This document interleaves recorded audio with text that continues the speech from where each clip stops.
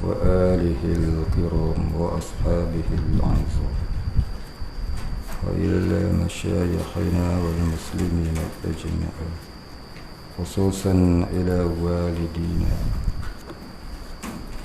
وأولادنا وأسرتنا وقرابتنا أجمعين، خصوصا إلى مقصودنا وحاجاتنا خير، خصوصا إلى سيدنا شيخنا الشيخ محمد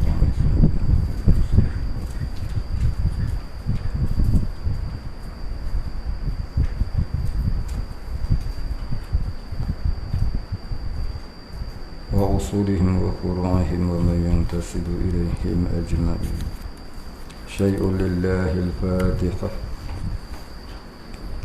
أعوذ بالله من الشيطان الرجيم. بسم الله الرحمن الرحيم. الحمد لله رب العالمين الرحمن الرحيم مالك يوم الدين إياك نعبد وإياك نستعين اهدنا الصراط المستقيم صراط الذين أنعمت عليهم غير المغضوب عليهم ولا الضالين. آمين. الحمد لله رب العالمين، والصلاة والسلام على أشرف الأنبياء والمرسلين وعلى آله وصحبه أجمعين. رب اشرح لي صدري ويسر لي أمري واحلل عقدة من لساني يفقه قولي. ولا علم لنا إلا ما علمتنا إنك أنت العليم الحكيم. رضينا بالله ربا وبالإسلام دينا وبمحمد نبيا ورسولا.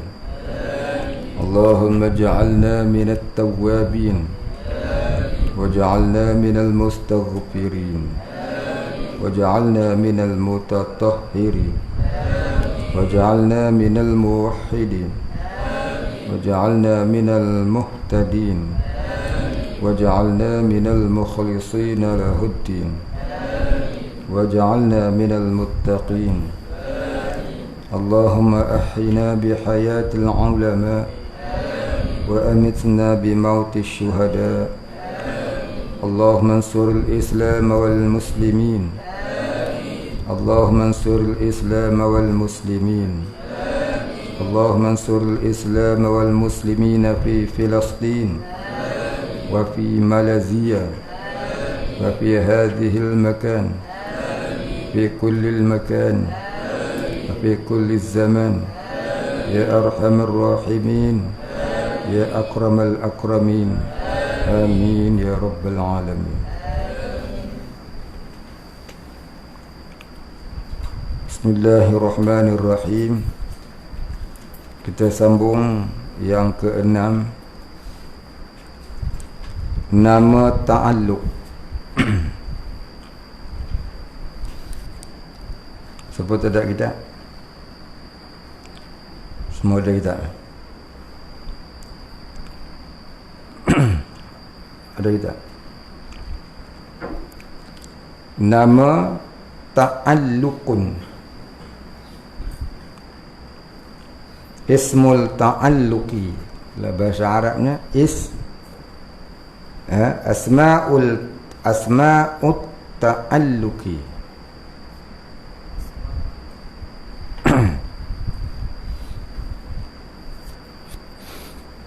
Nama-nama ta'alluq. Gitu. Dalam bicara sifat ma'ani. Nama ta'alluq maknanya nama-nama ta'alluq dalam bicara sifat ma'ani.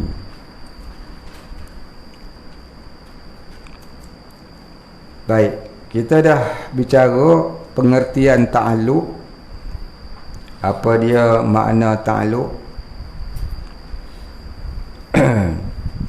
Kita juga telah cerita mengenai tempat ta'alluq. Kita juga telah cerita makna bahagian-bahagian ta'alluq. Sekarang masuk yang keenamnya, nama ta'alluq.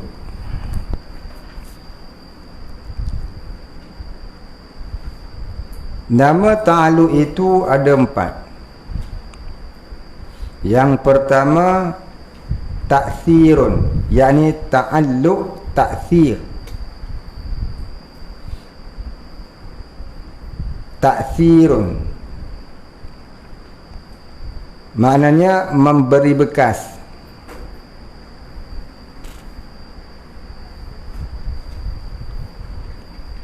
Iaitu ta'alluq qudrat. Ta'alluq qudrat namanya ta'alluq ta'thir. Maksudnya ta'alluq yang memberi bekas. Memberi bekas macam mana? Iaitu memberi bekas daripada tiada kepada ada, dan daripada ada kepada tiada. Allah yang menghidupkan, Allah yang mematikan. Yuhyi wa yumit. Allah yang menghidupkan, Allah yang mematikan. Itu ta'alluq qudrat. Namanya ta'alluq ta'thir, iaitu memberi bekas. Dialah yang menghidupkan, dialah yang mematikan. Dia yang mengadakan, dialah yang meniadakan. Dia yang menjadikan, dialah yang memerintah. Dia menjadikan makhluk, dia yang memberi rezeki kepada makhluk. Dia mengadakan makhluk, dialah yang menggerakkan makhluk. Kita boleh bercakap ni, Allah yang menggerakkan kita. Hatta kita kelip mata tu pun Allah yang menggerakkan kita. Bukan kuasa mata, tak ada. Bukan kuasa kita, tak ada. Allah yang menggerakkan mata kita, menggerakkan kelopak mata untuk kita berkelip. Allah jualah yang menggerakkan hati kita untuk kita berniat untuk melakukan sesuatu. Begitulah seterusnya. Wallahu khalaqakum wa ma ta'malun. Allah lah yang menjadikan sekalian kamu dan sekalian amalan kamu, sekalian perbuatan kamu. Apa yang kita buat? Sama ada perbuatan tu perbuatan lidah yang berkata-kata, atau anggota tubuh anggota tubuh yang bekerja, yang membuat sesuatu, ataupun hati yang menghadirkan perasaan-perasaan. Allah yang menggerakkan semuanya. Wajib kita percaya, wajib kita beriktikad begitu. Kita terasa nak makan nasi sebab lapar, bukanlah hati kita tu yang nak sebenarnya, Allah yang menghendaki. Lalu Allah menggerakkan rasa nak makan nasi. Allah sudah takdir pada azali, sekian-sekian masa kita akan rasa nak makan nasi. Maka kita pun akan terasa makan nasi. Terasa tu Allah menggerakkan perasaan. Allah yang mentakdirkan, Allah yang menjadikan. Itulah dia maksud kata ta'alluq ta'thir. Allah yang, iaitu ta'alluq yang memberi bekas. Maksud memberi bekas tadi apa dia? Iaitu mengadakan daripada tiada kepada ada, dan juga meniadakan daripada ada kepada tiada. Asalnya kita ni tak ada, Allah bagi jadi ada. Itu namanya mengadakan daripada tiada kepada ada. Nanti kita akan mati, iaitu meniadakan daripada ada kepada tiada. Itu namanya ta'alluq ta'thir. Petang tadi kita buat kerja, benda tu dah lepas, iaitu kita dah habis, Allah lah yang menggerakkan kita.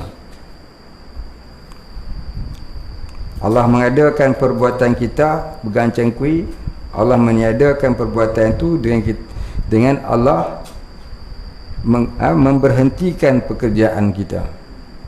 Wal awwalu wal akhir, dialah yang memulakan tiap-tiap pekerjaan, dialah yang mengakhiri tiap-tiap pekerjaan. Itu makna wal awwalu wal akhir. Itu di sisi ulama tasawuf.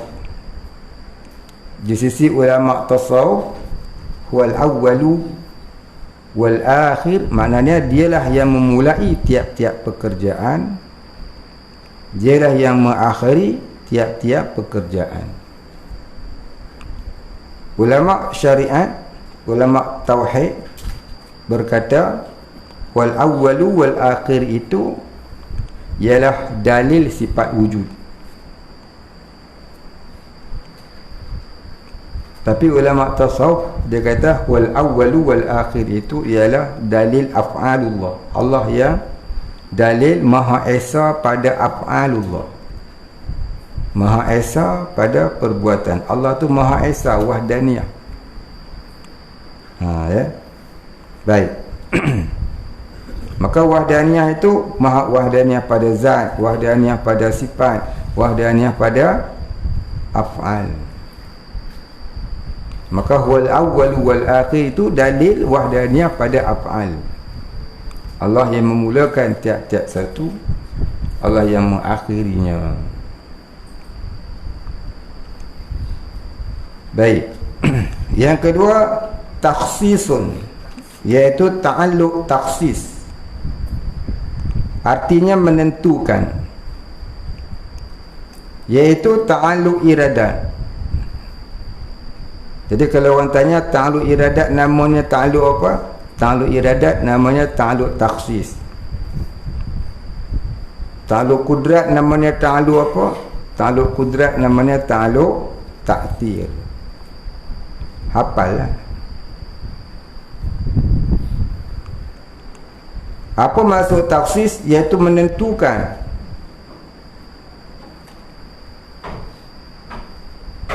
Iaitu menentukan. Menentukan apa? Iaitu mentakdirkan.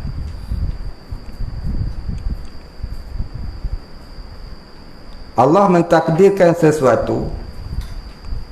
Bila Allah takdirkan sesuatu? Iaitu pada azali.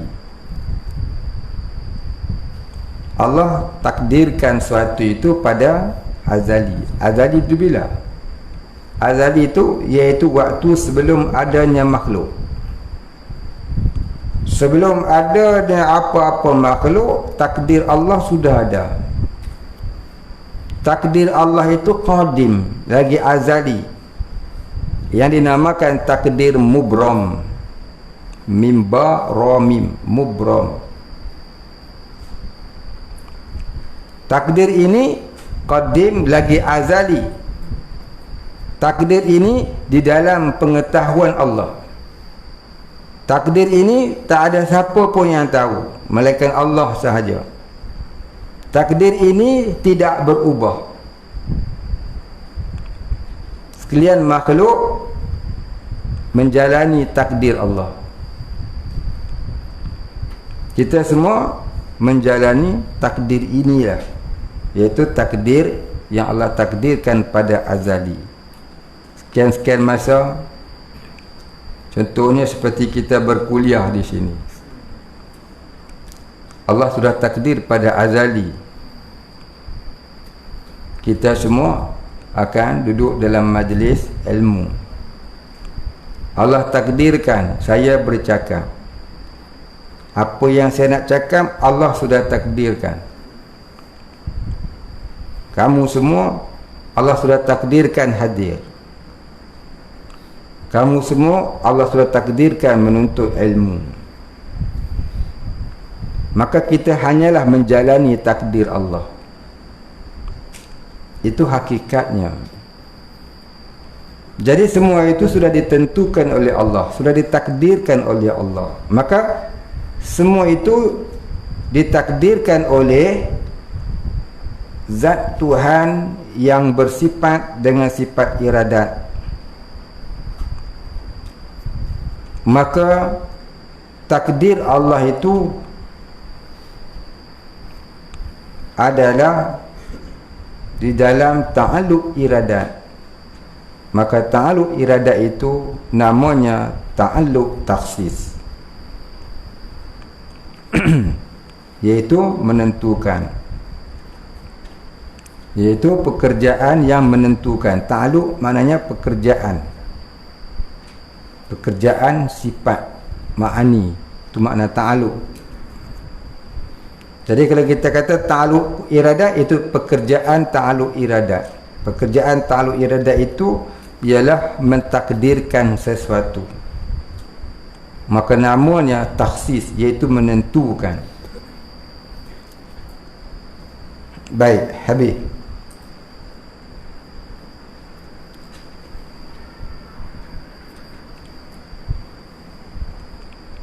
Jadi kalau orang tanya kita,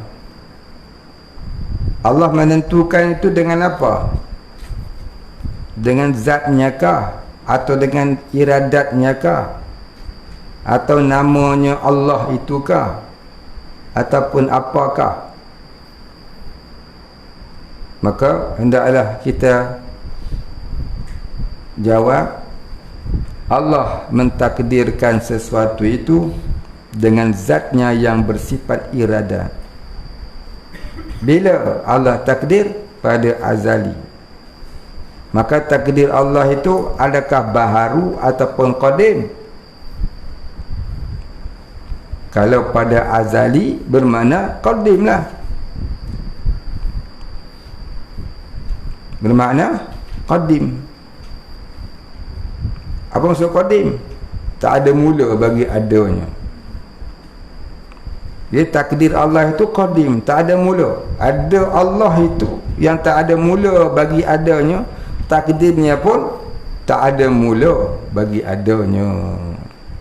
Kehendak Allah bukan bermula dengan tidak berkehendak kemudian baru berkehendak.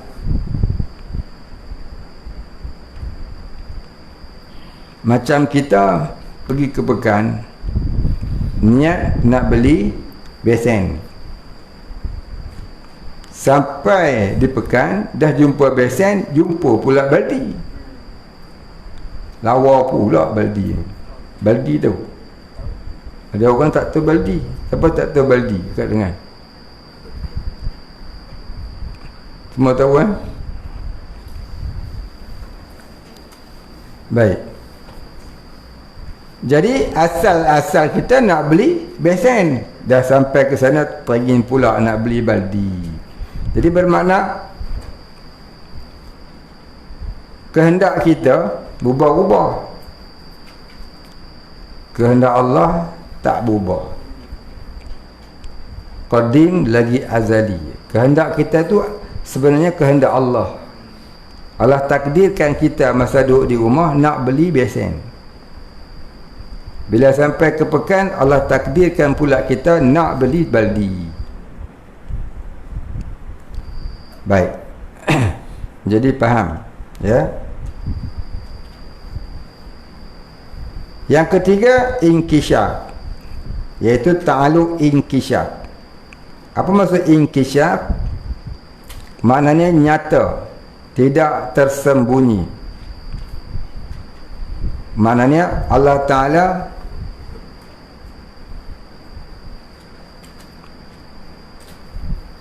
mengenai sesuatu itu tidak ada yang tersembunyi, iaitu ta'alluq ilmu, sama dan basar. Inkishaf ni ada 3 sifat yang ta'alluqnya, nama ta'alluqnya ta'alluq inkishaf. Ilmu, sama dan basar. Kalau orang tanya apakah ta'alluq sifat ilmu, apakah nama ta'alluq sifat ilmu? Maka nama ta'alluq sifat ilmu itu ta'alluq inkishaf. Sama? Ya sama pun nama ta'alluqnya inkishaf. Basar? Ya basar pun nama ta'alluqnya ta'alluq inkishaf. Ini tauhid ni. Apa maksud inkishaf ilmu? Inkishaf ilmu itu tak ada sesuatu pun yang Tuhan tak tahu, melainkan Allah Ta'ala tahu belaka. Tahunya secara ijmali dan secara tafsili. Macam mana secara ijmali? Iaitu Allah tahu secara umum. Macam mana tahu secara tafsili? Iaitu tahu secara detail, terperinci. Macam mana secara ijmali, secara umum? Contohnya Allah Ta'ala tahu atas kepala kita ada rambut.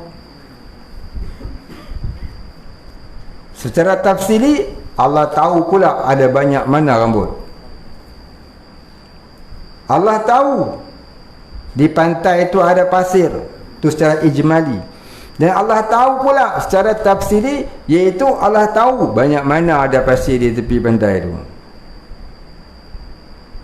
Allah tahu di seluruh alam ini ada daun, itu secara ijmali.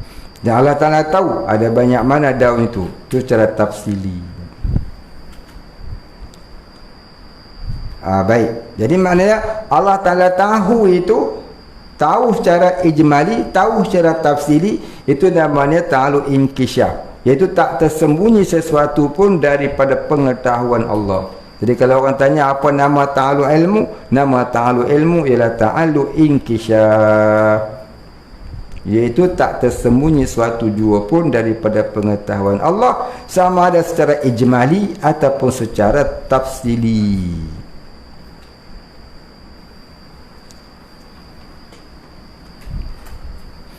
Baik. Yang kedua sama. Sim mim ain sama'un. Sama. Kalau sama, sim mim kaf sama kun tu ikan. Jangan bunyi samak. Samak ikan, samakun. Kalau samak dengan kaf, itu cuci najis mughalazah. Menyamak najis, menyamak kain yang terkena najis mughalazah, itu samak.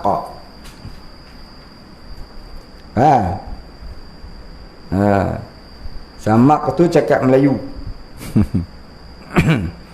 Ni samak, samak cakap Arab, sama'un. Jangan baca samak. Eja samak, S-A-M-A-K, nanti dia bunyi samak, sim mim kaf, jadi ikan. Samakun maknanya ikan. Jangan buka Q lah, samak, jadi samak najis pula, samak kain terkena najis. Ni samak, samak mana sam'un, samak dengan ain. Samak atau sam'un iaitu pendengaran Allah. Jadi pendengaran Allah Ta'ala itu nama ta'alluqnya ta'alluq inkishaf. Apa dia? Iaitu nyata dan tidak tersembunyi sesuatu itu daripada pendengaran Allah. Nyata dan tidak tersembunyi sesuatu itu daripada pendengaran Allah. Mana Allah Ta'ala mendengar secara tafsiri dan secara ijmali. Allah mendengar semua suara makhluk, itu secara ijmali. Secara tafsiri ni apa dia? Allah Ta'ala tahu secara detail, secara terperinci semua suara-suara makhluk, walaupun bunyinya serentak. Allah dengar semua. Walaupun berbilion-bilion, berzilion bunyi-bunyian, ya. Walaupun berbilion, berzilion tempat, ya. Semua yang berbunyi, semua di tempat-tempat itu Allah Ta'ala dengar semuanya. Siapa tak percaya, kafir. Siapa tak yakin, kafir. Jadi Allah Ta'ala itu bukan hanya mendengar kepada yang berbunyi sahaja. Yang tidak berbunyi seperti hati, terdetik perasaan dalam hati, ataupun di dalam pemikiran, akal, semua orang Allah Ta'ala dengar. Dan bukan hanya yang terdetik di hati, yang terfikir di akal saja Allah Ta'ala dengar, namun kepada semua makhluk Allah Ta'ala dengar, sama ada benda itu jenis bunyi ataupun tidak berbunyi. Seperti warna, warna itu Allah Ta'ala dengar. Macam mana? Itulah Allah laisa kamitslihi syai'. Allah Ta'ala tak menyerupai makhluk. Makhluk ni dengar hanya kepada yang berbunyi. Itu pun yang sangat hampir. Itu pun kalau telinganya tidak pekak. Kalau pekak badak langsung tak dengar. Tu.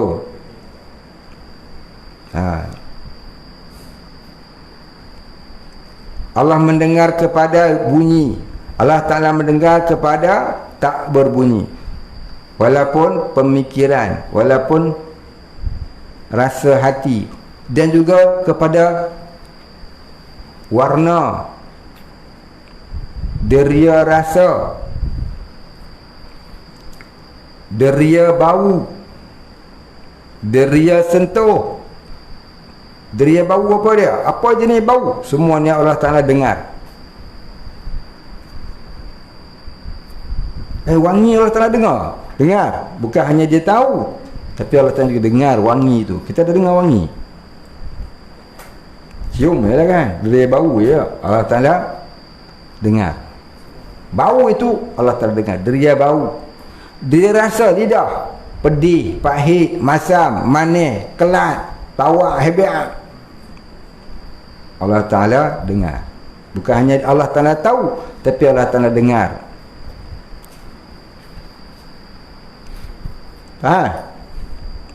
Seluruh alam ini, apa juga benda-benda alam, semua Allah Ta'ala dengar. Ya, bukan hanya bunyi, bukan hanya pemikiran, perasaan hati, bahkan warna, bau, deria sentuh, deria rasa, deria sentuh, deria bau, deria rasa di lidah, Allah Ta'ala dengar semua. Wajib kita i'tiqad begitu. Ada satu pahaman, dia kata Allah Ta'ala hanya dengar kepada yang berbunyi. Yang tak berbunyi itu Allah Ta'ala mengetahui. Sebab dalam Quran Allah Ta'ala kata innahu alimun bidhatis sudur. Sesungguhnya ia Allah Ta'ala maha mengetahui apa yang tersembunyi di dalam hati. Betul lah tu. Tapi pendapat itu tidak kuat. Itu pendapat Syekh Sa'duddin Tabtazani. Dulu kita cerita dah bukan? Pendapat itu tidak kuat. Yang kuatnya pendapat Imam Sanusi rahimahullahu ta'ala, pengarang kitab Ummul Barahin tu, yang hampa malah ngapel tu. So ngapel tak nak ngapel tu kan? Tu. Bagi dia Allah Ta'ala mendengar semuanya. Bukan hanya yang berbunyi sahaja. Dan basar. Basar pun ta'aluknya inkishaf. Nama ta'aluknya inkishaf. Mana Allah Ta'ala melihat kepada semua yang ada. Yang ada tu apa dia? Sama ada yang jamadan ataupun yang sama ada yang beku, yang jamadan, ataupun yang hidup, yang hayawan. Ya. Yang hayat, sama ada yang hayat ataupun yang jamadan, yang hidup ataupun yang beku, yang halus ataupun yang besar, yang kecil ataupun yang gede. Dan Allah Ta'ala melihat itu bukan hanya kepada benda-benda yang jamadan ataupun hayat saja. Allah Ta'ala juga melihat kepada hati kita. Apa kita cakap? Allah Ta'ala melihat apa yang hati detik, terdetik di hati, terfikir di akal, Allah melihat. Bau, Allah melihat. Rasa, Allah melihat. Deria sentuh, Allah melihat. Deria bau, Allah melihat. Deria apa tadi lagi? Ya, deria bau, deria sentuh, deria rasa. Bukan hanya Allah Ta'ala mengetahui, tapi Allah juga mendengar, Allah melihat semua itu. Itu maksud kata inkisyaf. Mana kata ta'alu inkisyaf Allah Ta'ala itu iaitu ilmu sama basar. Allah Ta'ala melihat, Allah Ta'ala mengetahui, Allah Ta'ala mendengar kepada semua yang ada. Faham? Lawatannya Allah Ta'ala mendengar tak kepada warna? Mendengar. Allah Ta'ala melihat juga? Melihat. Allah Ta'ala mengetahui tidak? Mengetahui. Allah Ta'ala tahu tak ada bau? Tahu. Allah Ta'ala mendengar tak bau? Mendengar. Allah Ta'ala melihat tak bau? Melihat. Deria sentuh? Ya, Allah Ta'ala tahu. Allah mendengar tak? Mendengar. Allah Ta'ala melihat tak? Melihat. Sentuh macam mana? Panas, dingin, sejuk, nyilu dan sebagainya. Allah tahu, Allah mendengar, Allah melihat. Itu nama dia ta'alu inkisyaf. Itu masuk kata inkisyaf sifat ilmu sama basar, yang orang-orang sufi selalu tenggelam di dalam keadaan ini. Maka jadi hancur luluh hati mereka dalam memandang inkisyaf Allah Ta'ala. Kita hanya mengetahui, mereka merasai. Faham? Jadi orang yang merasai itu tak sama macam orang mengetahui. Kita orang awam hanya mengetahui tapi tidak merasai. Orang awam itu hanya beriktikad tapi mereka tidak musyahadah.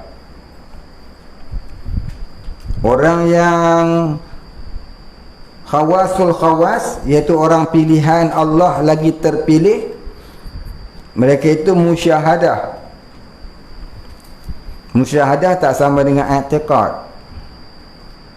Ilmu musyahadah tidak boleh dibuat i'tiqad. Siapa buat i'tiqad sesat.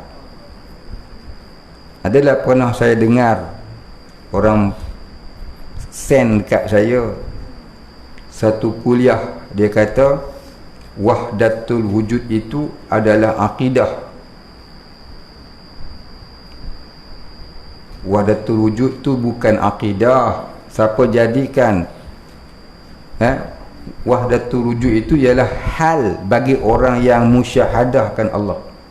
Itu darjah orang kewalian dan ke atas. Wahdatul wujud itu bukan akidah. Kalau dibuat akidah, ya sesat. Wahdatul wujud itu musyahadah. Musyahadah tak sama dengan akidah. Akidah itu untuk orang awam. Musyahadah itu orang khawasul khawas, orang kewalian. Maka orang kewalian dia tidak lagi duduk di darjah i'tiqad. Mereka duduk di darjah musyahadah. Jadi jangan dipaham wahdatul wujud itu akidah, salah. Dan jangan dibuat akidah akan wahdatul wujud itu, salah. Itu bukan akidah, itu musyahadah. Maka boleh tengok keterangannya dalam kitab ini di awal dulu. Saya dah tulis. Sebab baru ni ada orang post kat saya, satu orang tu kata wahdatul wujud itu akidah. Itu bukan akidah. Tingkatan iman, tingkatan orang ma'rifatullah itu ada 3. Tingkatan orang ma'rifatullah itu ada 3. Yang pertama, tingkatan orang awam. Tingkatan orang yang mengenal Allah itu ada 3. Yang pertama, tingkatan orang awam. Maka orang awam mengenal Allah dengan ilmu yang dipelajari. Maka dibuatnya i'tiqad yang jazam. Mana orang awam macam kita, orang awam lah. Yang kedua, orang khawas. Apa itu orang khawas? Orang pilihan Allah. Orang pilihan Allah ini, dia mesti lagi ada i'tiqad yang jazam, tetapi dia ada 3 lagi di bawah dia. Apa dia? Mutabaqah. Yang ketiganya mustaqar. Yang keempatnya wijdan. Ada satu yang dalam buku ini. Yang ketiga, darjah orang khawasul khawas. Siapa khawasul khawas? Iaitu orang pilihan yang terpilih.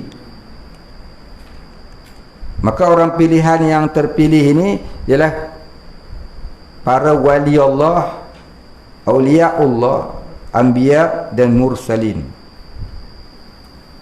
Mereka ini darjahnya musyahadah, bukan i'tiqad lagi. Mereka inilah yang dapat darjah wahdatul wujud. Maka wahdatul wujud itu bukan i'tiqad, dia musyahadah, iaitu hal ataupun keadaan bagi orang yang sampai musyahadahkan Allah. Dia bukan maqam, dia hal keadaan orang yang sampai di darjah itu. Maka kalau tidak tahu, jangan bicara, nanti tersalah. Ya, jangan bicara kalau tidak tahu, nanti tersalah. Menyebut musyahadah itu akidah, itu salah. Ilmu musyahadah tidak boleh dibuat ilmu akidah, jadi sesat.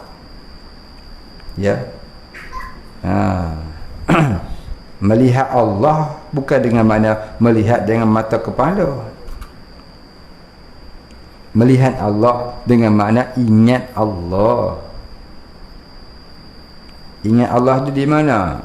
Di dalam hati. Ingat Allah tu macam mana? Malam yazuk faqad lam yadar. Siapa tak dapat, tak tahu. Kalau dicerita pun orang tak akan faham. Disebut pun tak boleh faham. Sebutan bukanlah yang sebenarnya. Ditulis pun orang tak faham. Apatah lagi kalau diceritakan memang orang yang bukan di makamnya macam saya. Lagilah tak faham kan? Kalau orang yang sampai di makamnya pun tak boleh faham, apatah lagi orang yang macam saya, yang memang tak sampai, yang makan pun satu hari 40 kali. Kau makan tidur, makan tidur, makan tidur. Habis macam mana tahu daripada pengajian sahaja.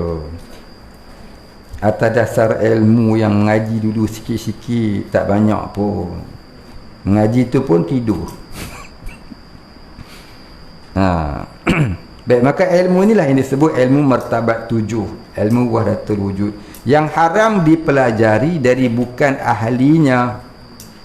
Dan orang yang nak belajar pun orang yang ahli di bidangnya. Nak mengajar itu ahlinya, belajar pun kena ahlinya juga. Dan saya ini min ghairi ahli, bukan ahli di bidangnya, cuma nak cakap sikit benda yang tadi tu. Ilmu musyahadah bukan ilmu akidah. Ilmu musyahadah tidak boleh dibuat akidah. Jika ilmu musyahadah dibuat akidah, jadi sesat. Wahdatul wujud itu musyahadah. Wahdatul wujud bukan maqam. Ia adalah hal bagi orang yang sampai darjah musyahadah. Maka makamnya kira lain pula. Ada makam tajalliyatul af'al, ada makam tajalliyatul asma, ada makam tajalliyatul sifat, ada makam tajalliyatul zat. Wallahu a'lam. Saya tak tahu lebih daripada tu. Allahumma ghfir li dhunubi. Baik, yang keempat, dilalah, ta'alluq dilalah. Jadi nak sampai darjah tadi ni macam mana? Nak sampai darjah musyahadah bukan dengan belajar. Belajar pun tak dapat, cuma dapat tahu fakta saja. Tapi tak dapat juga darjah itu. Darjah itu nak dapatnya, kata Syekh Abdul Qadir Jailani rahimahullahu ta'ala, wajib melalui 4 perjalanan. Yang pertama, perjalanan menuntut ilmu. Sekurang-kurangnya ilmu fardu ain, tauhid, fiqh dan tasawuf. Yang keduanya perjalanan taubat, iaitu bertaubat sehingga timbul kebencian kepada segala jenis maksiat dan aduwullah, musuh Allah. Yang ketiga, mesti melalui perjalanan tarbiyah dari guru yang mursyid yang memimpin jalan-jalan tarekat sufiyah. Dan yang keempat, mestilah istiqamah beramal. Tidak boleh rajin, Tok Wali pun kalah. Bila malas, gelap pada punggung kuali. Bila rajin, Tok Wali pun kalah. Bila dia malas, lebih gelap dari punggung kuali. Tidak mahu begitu. Dia mesti istiqamah beramal. Istiqamah itu dalam payah. Istiqamah tu bukan kata istiqamah solat sahaja, bukan kata istiqamah puasa sahaja, bukan istiqamah zikir la ilaha illallah sahaja, tapi istiqamah memelihara adab-adab di dalam perjalanan, itu yang paling sukar. Memelihara solat yang tak khusyuk itu mudah. Wahabi pun solat, Syiah pun solat, Mu'tazilah pun solat. Itu kalau kata ibadat. Yang bangsa Zahir itu 73 kaum tu semua solat.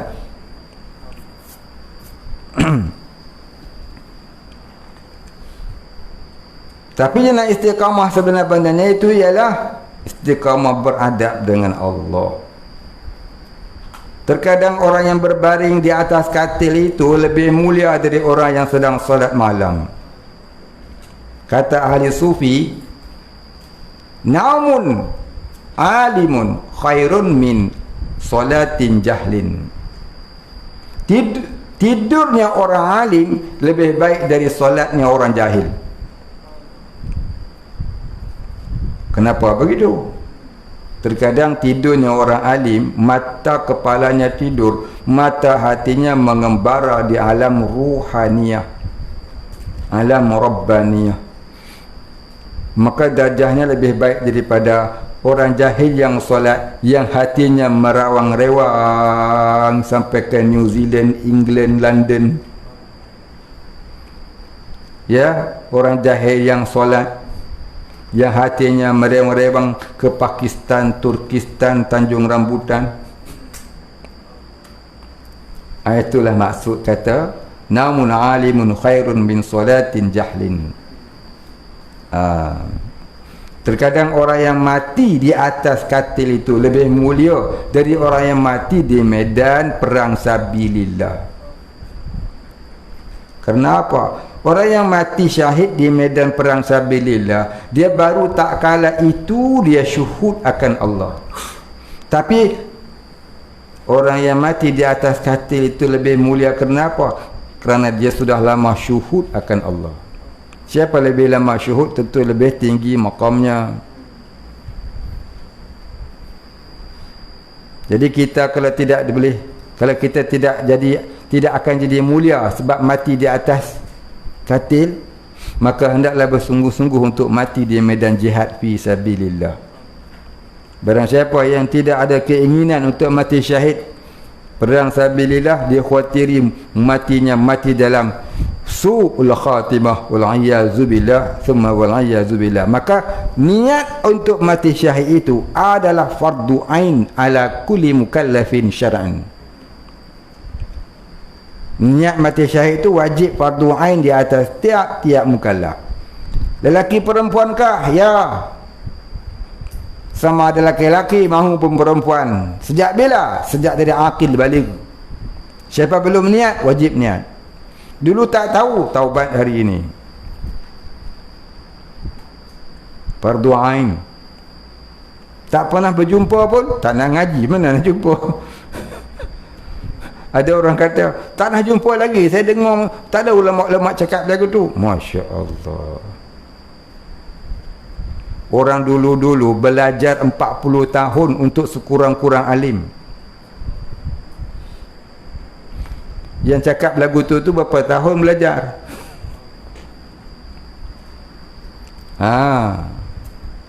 Ya. Baik. Sebab itu nak menjalani jalan-jalan itu wajib ada mursyidnya. Baik, habis. Yang keempat, dia tulis sana sa. Sa tu makna yang keempat, dilalah, iaitu ta'alluq dilalah. Apa dilalah? Jangan baca dalalah, dilalah. Kerana kitab dia sebut, Tok Guru saya sebut dilalah. Dilalah ni maknanya apa? Menunjukkan.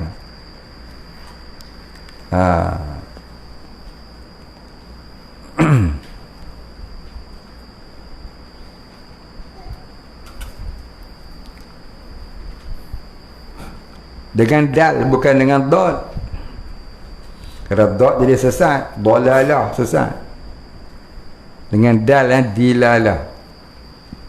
Siapa baca kitab Rumi dengan dal, bukan dengan dot. Kalau dolak dengan dot, dilalah dot, ataupun dolalah dot, itu maksudnya sesat. Ya.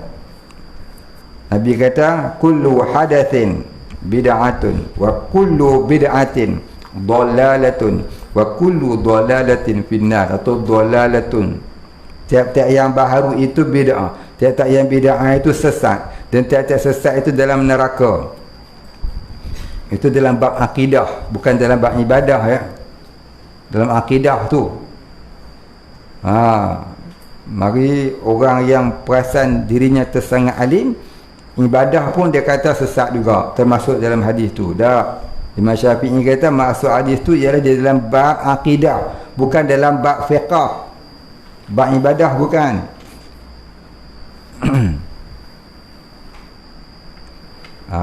Faham? Baik, apa maksud dilalah? Iaitu menunjukkan. Menunjukkan. Iaitu ta'alluq kalam. Ta'alluq kalam namanya ta'alluq dilalah, iaitu menunjukkan. Apa yang Allah Ta'ala tunjuk? Tunjuk perkara yang wajib, yang mustahil dan yang harus. Apa yang wajib? Allah Ta'ala tunjukkan. Qul huwallahu ahad. Kata olehmu ya Muhammad, dialah Allah, Tuhan yang Maha Esa.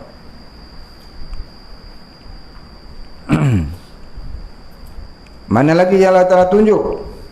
Anallahu la ilaha illa ana. Akulah Allah, tidak ada Tuhan selain aku. Allah menunjukkan yang wajib.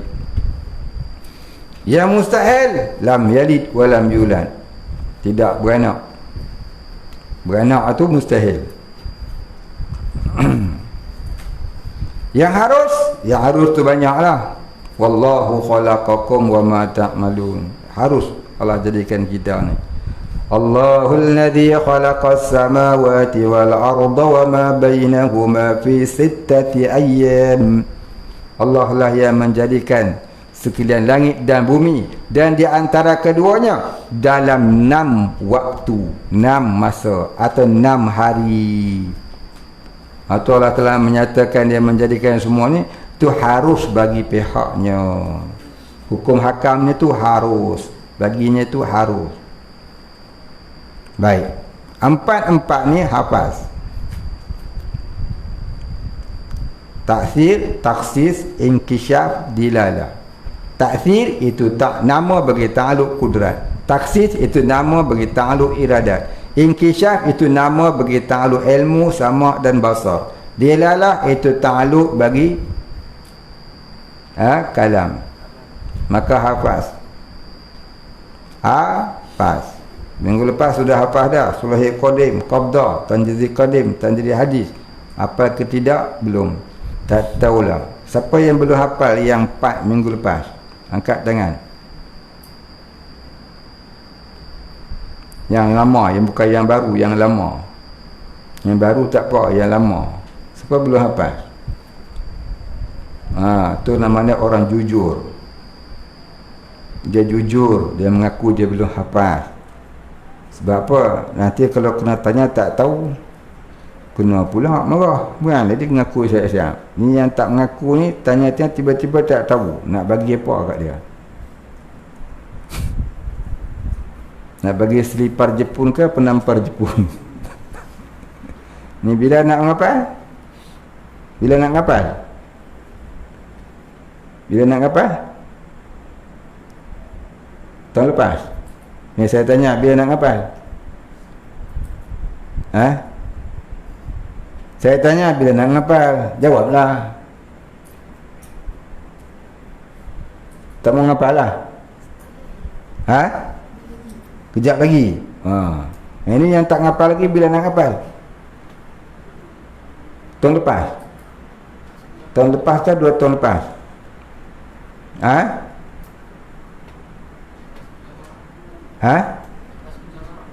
Lepas muzakarah tidur lah, tak ngapal lah.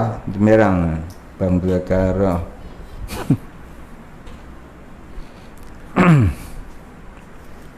Baik, saya dah khabar saya akan buat ujian tauhid ni mengejut. Bila saya tak tahu. Saya akan buat mengejut. Tiba-tiba saya masuk, saya tahu ni ujian tauhid. Siapa tak lulus, raya tak balik. 1 tahun tak balik. Puasa tahun ni sampailah raya tahun depan tak balik. Tahun lagi sekali balik. Turun kok lulus. Tak lulus juga, duduk sini. Duduk sini buat apa? Tanam pokok ubi. Ubi keladi. Keladi purple tu.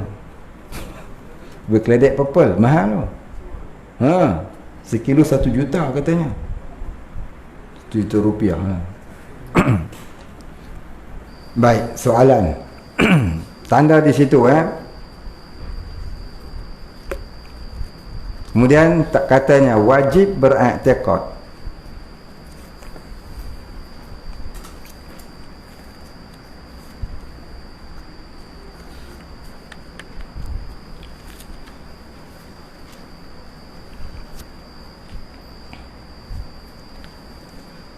Mohon maaf, soalan jauh dari tajuk. Duduk pun jauh. Boleh mohon beri penjelasan tentang Dajjal. Jauh sungguhlah. Sejak akhir-akhir ini fikiran saya selalu ada hasutan yang bukan-bukan. Dajjal apa? Dajjal ke masuk ke apa? Saya jadi susah hati. Cuba lupakan, tapi yang datang hari-hari. Semoga penjelasan Ustaz dapat perbetulkan pikiran saya yang tak betul dan jahil ini. Kok bisikan itu selalu katanya, nanti masa keluar Dajjal, orang-orang mukmin akan belapar. Belapar ke belapau? Belapau ke belapar? Ke belapau? Dia punya huruf ra dia, huruf R dia sama dengan W. Dan dahaga dan zikir yang akan mengenyangkan. Tapi semua itu ada maaf kalau terbuat dosa. Apa ni? Sedangkan Allah ampunkan orang-orang yang berbuat syirik. Sedangkan Allah ampunkan orang-orang yang berbuat syirik dan menyembah syaitan atau berhala. Masa keluar Dajjal nanti, jadilah pengikut Dajjal sebab masa itu darurat. Nanti lepas Dajjal mati, taubatlah balik. Apa je dosa yang Allah tak boleh maafkan, kita kan hamba Allah. Oh, bisikan tu masuk dalam hati dia. Bisikan tu kata lagu ni, boleh faham tak? Faham? Hampa faham tak?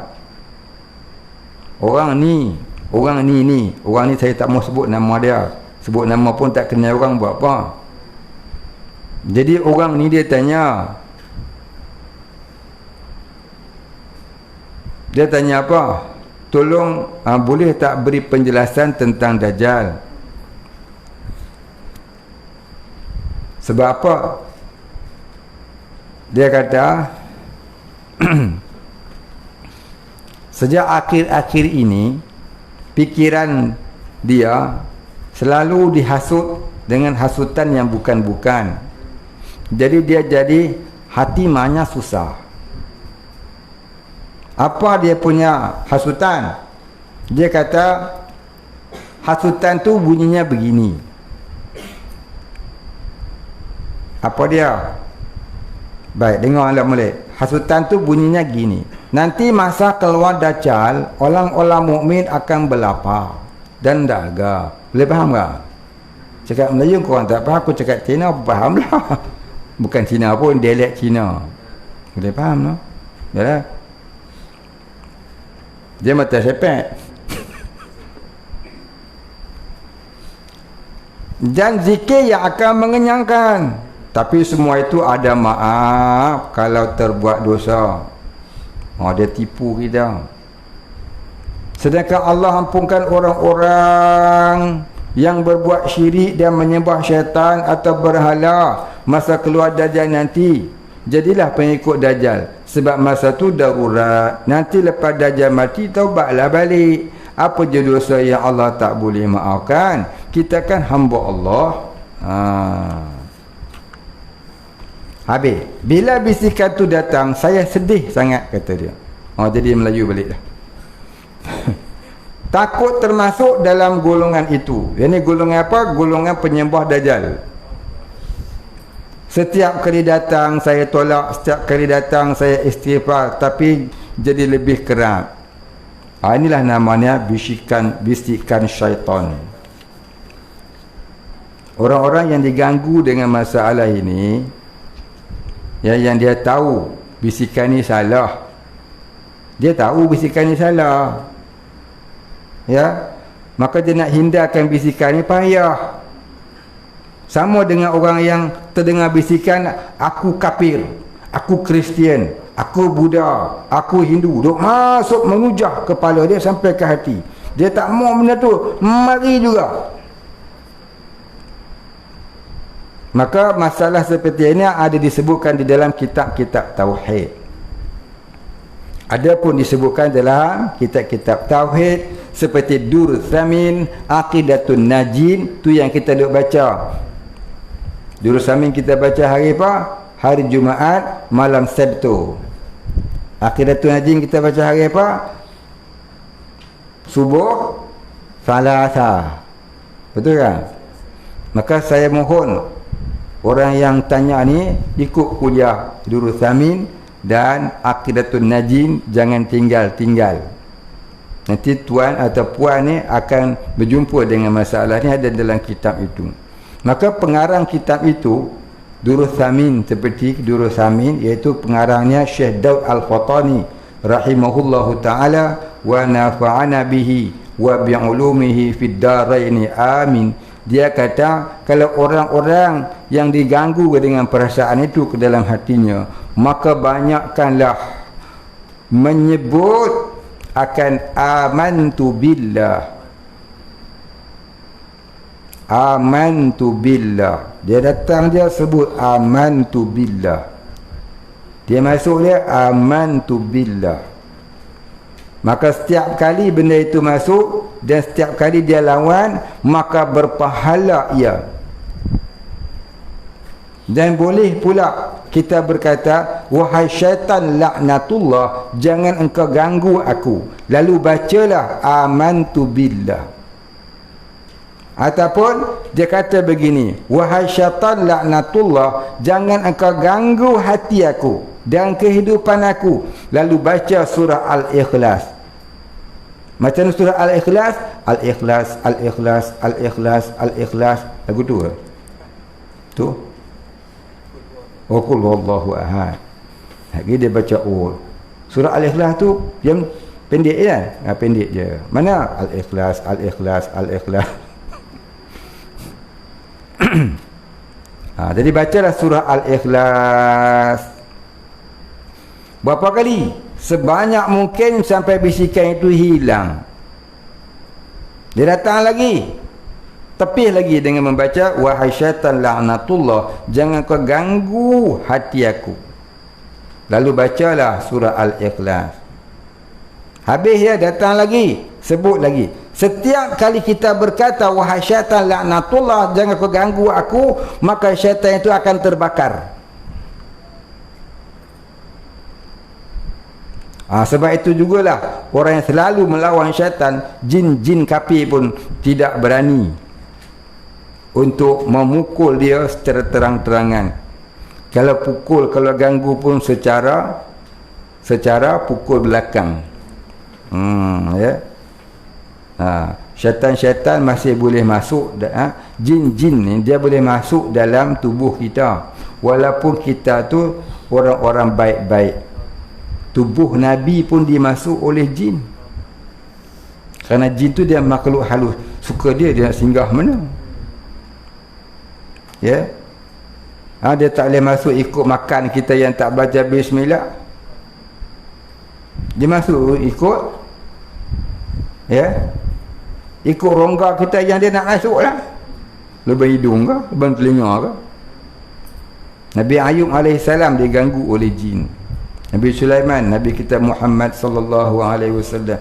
Jadi maknanya kalau Nabi pun masih boleh diganggu jin, tapi bukanlah dia gangguan itu menyebabkan dia lemah iman, tidak. Bila mereka diganggu oleh jin, mereka lebih kuat lagi makrifah dengan Allah. Gangguan itu ibaratnya seperti apa? Seperti kita lalu di tengah panas, terasa dah panas sikit, tidak mengganggu pun hati mereka. Nabi Ayub 8 tahun diganggu jin, ya, dalam sejarah. Tapi ada setengah-setengah ulama dia kata gangguan jin terhadap para anbiya wal mursalin itu, ya, adalah tidak benar. Wallahu a'lam. Maka kita tawakuf kepada Allah. Jadi walaupun diganggu jin, tidaklah menyebabkan mereka itu jatuh martabat kerasulan dan kenabian mereka. Kerana jin tu makhluk halus, dia macam angin. Kita lalu tepi angin, takkan angin tak kena kita? Bukan? Maka itu harus sahaja. Sayyidina Abu Bakar dipatuk ular. Dia seorang waliullah, sahabat Nabi, waliullah yang amat tinggi darjahnya. Yang Nabi kata, kalau ditimbang iman Sayyidina Abu Bakar dengan seisi alam, tentu iman Sayyidina Abu Bakar lebih tinggi daripada seisi alam. Dia pun kena patuk ular. Sedangkan ada doa untuk hindari ular, seperti salamun qawlan min rabbir rahim, salamun qawlan min rabbir rahim, salamun qawlan min rabbir rahim. Kamu semua hafal. Dia bukan hanya untuk menghindari ular, tapi juga segala jenis-jenis binatang-binatang bisa seperti kalajengking, lipan dan sebagainya. Lebih-lebih lagi kita yang duduk di dalam hutan ini. Dalam hutan lah ni, tepi hutan. Sana hutan himpan, sana hutan kelapa sawit, sana lagi hutan, macam-macam hutan. Tapi budak pondok sini, pelajar pondok, dia pelik. Pelik apa? Nyamuk enggak ada. Duduk dalam hutan, nyamuk enggak ada, bukan?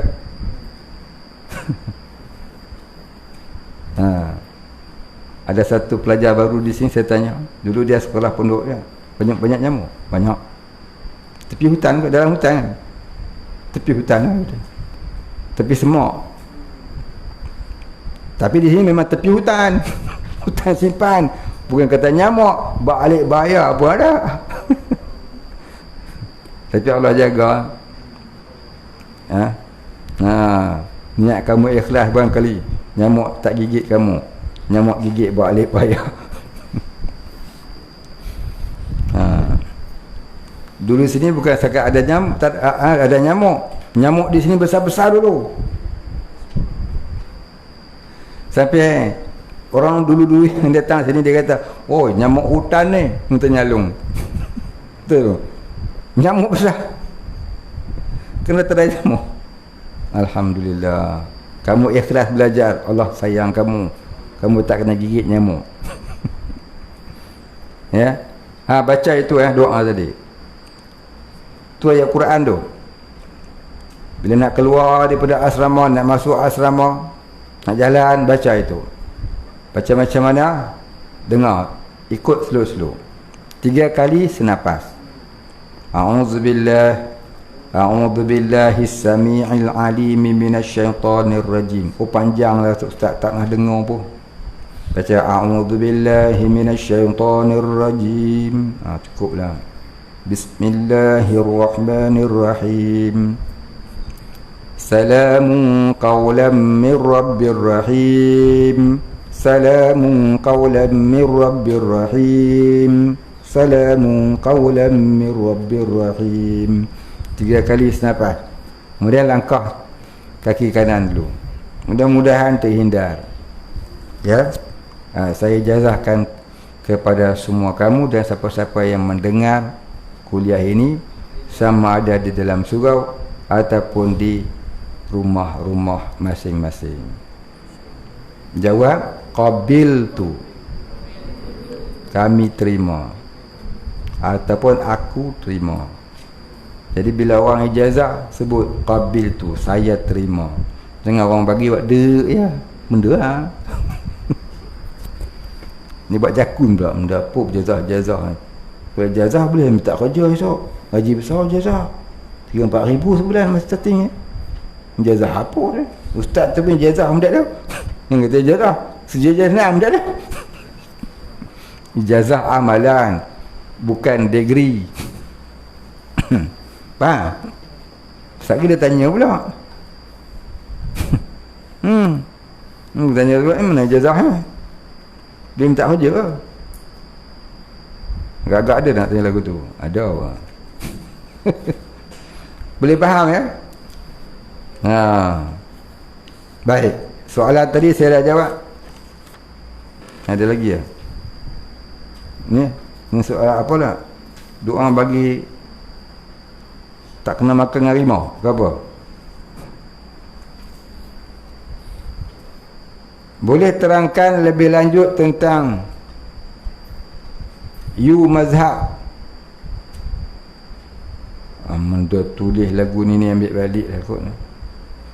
Tulis ringkas-ringkas, saya tak minat betul lah. Saya tak faham. Apa mazhab ni? Saya tak faham. Tolong buat lain lah.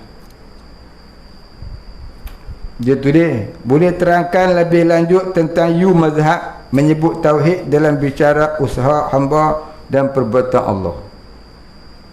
Boleh faham tak? Ustaz Wan pun tak boleh faham. Jadi soalan ni saya tutup. Saya tak faham nak jawab pun. Kan? Wallahu a'lam. Jadi kita berhenti sekat dulu, insya-Allah sambung. Kemudian katanya wajib beriktikad. Sekali lagi saya nak beritahu, tulis jangan pakai short form.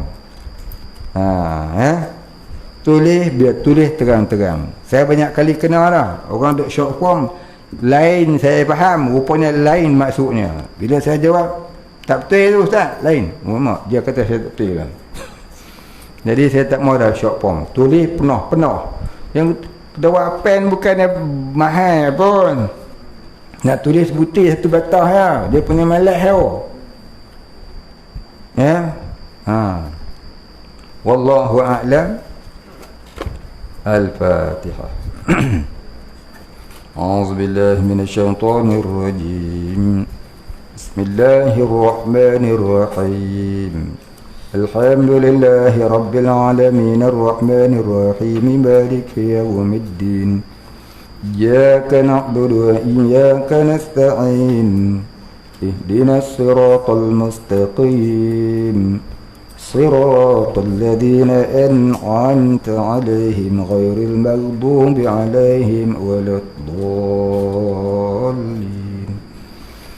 بسم الله الرحمن الرحيم الحمد لله رب العالمين والصلاة والسلام على أشرف الأنبياء والمرسلين وعلى آله وصحبه أجمعين اللهم اغفر لنا ذنوبنا وارحمنا وأنت الغفور الرحيم اللهم اغفر لنا ذنوبنا ولوالدينا وارحمهم كما ربيانا صغارا ولمشايخنا وللمسلمين أجمعين برحمتك يا أرحم الراحمين اللهم نور قلوبنا بنور معرفتك يا فتاح يا رزاق افتح لنا فتحا قريبا كما فتحته على أنبيائك وأوليائك وعبادك الصالحين وصلى الله على سيدنا محمد وعلى آله وصحبه